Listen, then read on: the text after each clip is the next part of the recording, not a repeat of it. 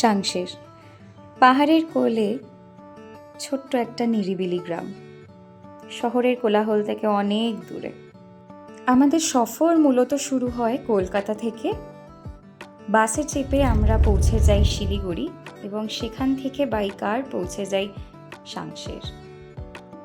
আবহাওয়া ছিল একেবারে মেঘে ঢাকা পাহাড়ি সকালের মতো, রোমাঞ্চকর আর প্রশান্তিদায়ক। এইটা ছিল আমাদের হোমস্টে এবং এই জায়গাটি 2টি রাত কাটানোর জন্য একেবারে পারফেক্ট। হালকা ঠান্ডা, চুপচাপ এবং প্রকৃতির সঙ্গে এক অদ্ভুত মেলবন্ধন যা মনটা ছুঁয়ে যায়।